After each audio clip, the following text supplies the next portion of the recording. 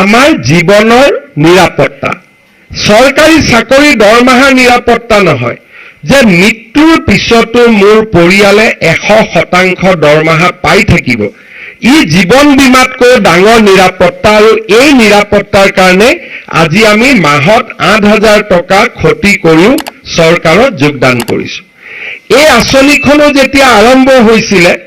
আমাৰ বিভিন্ন সংগঠন বা দল বা বিভাগৰ বিষয়া কোনেও ইয়াক দাবী কৰা নাছিল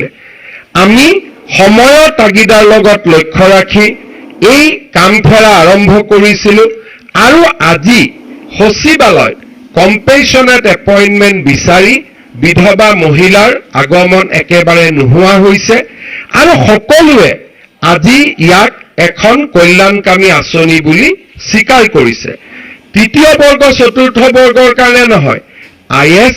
আৰু আইপিএছতো চৰকাৰী কাৰ্যকালত মৃত্যু হোৱা পৰিয়ালেও আজি একেমুখে স্বীকাৰ কৰিছে যে এনে এখন কল্যাণকামী আঁচনিৰ কাৰণে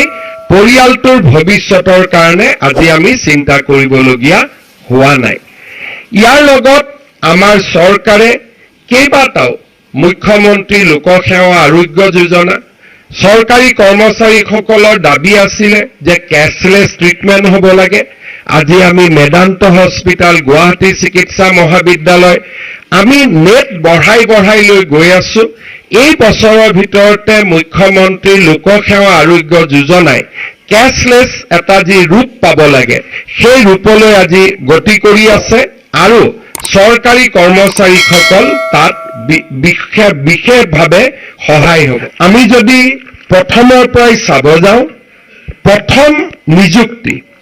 আজি চৰকাৰৰ নিযুক্তিত আমি সকলো ধৰণৰ দুৰ্নীতি নিৰ্মূল কৰিবলৈ সক্ষম হৈছো আজি অসমে ভাৰতৰ ভিতৰত এখন ৰাজ্য য'ত এতিয়া একেবাৰে সাধাৰণ মানুহ এজনকো যদি কোনোবাই প্ৰশ্ন কৰে যে চৰকাৰী চাকৰিত টকা পইচাৰ লেনদেন হয় নেকি কোনো প্ৰকাৰে কোনেও বিশ্বাস কৰিবলৈ সাজু নহয় কাৰণ প্ৰতিজন ল'ৰা ছোৱালীয়ে দেখা পায় যে মোৰ গাঁৱত কষ্ট কৰি পঢ়া ল'ৰাজনে আজি চৰকাৰী চাকৰি লাভ কৰিবলৈ সক্ষম হৈছে নিযুক্তিৰ ক্ষেত্ৰত নিকা আৰু স্বচ্ছতা শিক্ষকৰ নিযুক্তিৰে আৰম্ভ হৈছিল আৰক্ষীৰ নিযুক্তিৰে সেই যাত্ৰা অতিক্ৰম কৰি আজি আমি লোকসেৱা আয়োগৰ পৰা আৰম্ভ কৰি প্ৰত্যেকটো চৰকাৰী বিভাগতে আমি স্বচ্ছতা আনিবলৈ সক্ষম হৈছো এইবাৰৰ এডিআৰই পৰীক্ষাত আমি পুৰণা অসম ৰাজ্যিক বিদ্যুৎ পৰিষদকো স্বচ্ছতাৰ মাজলৈ সোমোৱাই লৈছো আনকি ৰাজ্য চৰকাৰৰ কৰ্মচাৰীয়ে নহয় এইবাৰৰ পৰা এপিডিচিএল বা আন আনুষংগিক কৰ্পোৰেচন সমূহতো আমাৰ যুৱক যুৱতীয়ে সম্পূৰ্ণ স্বচ্ছতা দেখা পাব সৰ্বশিক্ষা অভিযানৰ কন্ট্ৰেকচুৱেল টিচাৰসকলক আমি নিয়মীয়াকৰণৰ এটা প্ৰচেষ্টা চলাইছিলো নিয়মীয়াকৰণ কৰিলে তেওঁলোকৰ দৰমহা 8,000 টকা কমি আহে কাৰণ আমি ৰেট্ৰস্পেক্টিভ নিয়মীয়াকৰণ কৰিব নোৱাৰো আমি প্ৰস্পেক্টিভ নিয়মীয়াকৰণ কৰিব পাৰো তথাপিতো তেওঁলোকৰ দীৰ্ঘদিনীয়া দাবীৰ প্ৰতি সঁহাৰি জনাই বা সেকেন্ডাৰী এডুকেশ্যনত কন্ট্ৰেকচুৱেল পোষ্টত কাম কৰি থকা শিক্ষকসকলৰ দাবীৰ প্ৰতি সঁহাৰি জনাই আমি এটা বিজ্ঞাপন দিছিলো যে যিসকলে নিয়মীয়া হ'ব বিচাৰে আবেদন কৰক যেতিয়া হাজাৰ হাজাৰ শিক্ষকে নিয়মীয়াকৰণৰ বাবে আবেদন জনালে মই শিক্ষা বিভাগক সুধিছিলো যে 8,000 9,000 টকা ক্ষতি কৰি মানুহে কিয় চৰকাৰত আহিব খুজিছে কাৰণ সৰ্বশিক্ষাটোত আমি একেই দৰমহা দি আছিলো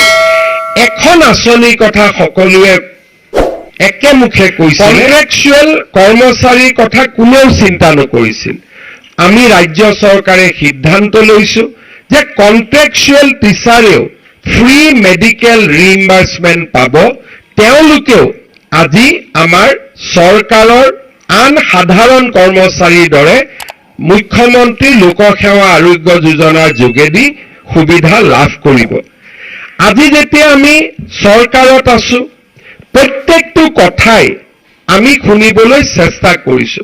কোনোবাই আহি কৈছে জুনিয়ৰ ইঞ্জিনিয়াৰসকলৰ প্ৰমোশ্যন হোৱা নাই বহুত বছৰ। আমি কৈছোঁ ঠিক আছে, আমি পাৰ্চনেল পোষ্ট ক্ৰিয়েট কৰিম,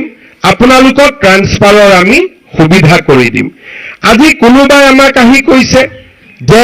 2003 চন 5 চনৰ আগত কাম কৰা চৰকাৰী কৰ্মচাৰীসকলক ৰেগুলাৰ পে স্কেল দিব লাগে। আমি কৈছোঁ ৰেগুলাৰ পে স্কেল দিম। কোনোবাই কৈছে হাউচ ৰেণ্ট দিব লাগে, আমি হাউচ ৰেণ্ট দিম।